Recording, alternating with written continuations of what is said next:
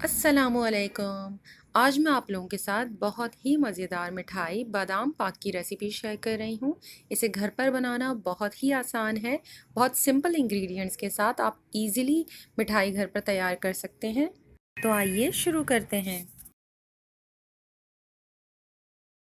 सबसे पहले पैन में मैंने 1/4 कप घी गरम किया है।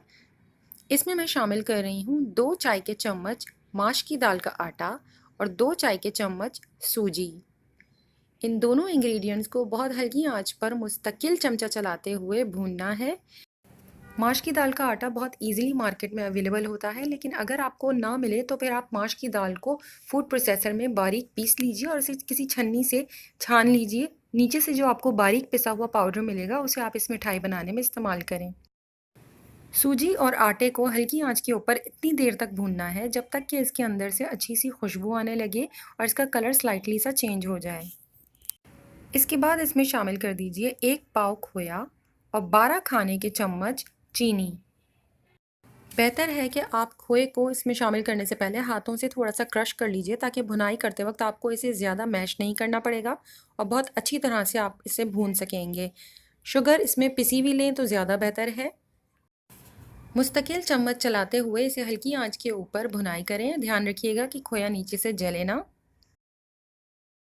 स्टार्टिंग में आपको लगेगा जब शुगर डिज़ोल्व हुई तो मिक्सचर थोड़ा सा पतला हो जाएगा, लेकिन जैसे जैसे आप इसे कुक करते जाएंगे दोबारा से थिक होना शुरू हो जाएगा।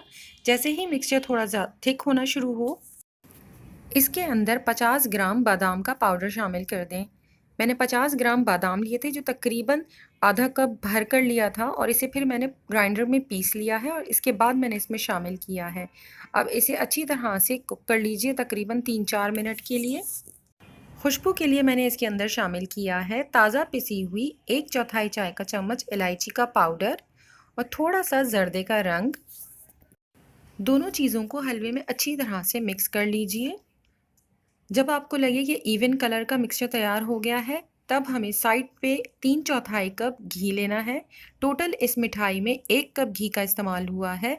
1/4 कप मैंने स्टार्टिंग में इस्तेमाल किया था और अब रिमेनिंग 3/4 कप मैं इस स्टेज पर इसमें डालूंगी। तमाम घी एक साथ इसमें शामिल नहीं करना है।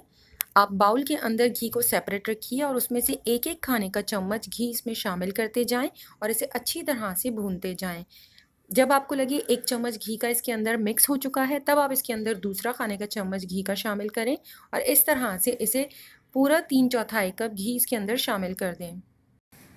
आहिस्ता आहिस्ता जब तमाम घी इसमें शामिल हो जाए, तब आप इसे इतनी देर तक बस भूनना है कि जब आपको लगे कि ये हलवा अब पैन को छोड़ने लगा है और ये सिमटना शुरू हो गया है। जब हलवा बुनाई करते हुए सिमटना शुरू हो जाए तो अब आप इसे डिश आउट कर लीजिएगा। मैंने डिश को थोड़ा सा घी लगाकर ग्रीस कर लिया था और इसके अंदर मैंने सारा मिक्सचर डाल दिया है, और ऊपर से गार्निश करने के लिए आप बादाम का इस्तेमाल कर सकते हैं। आप इसे हल्का नीम गरम बादाम के हलवे के तौर पर भी खा सकते हैं। उस वक्त आप इसकी भुनाई थोड़ी सी कम कीजिएगा ताकि ये ज़्यादा हार्ड ना हो।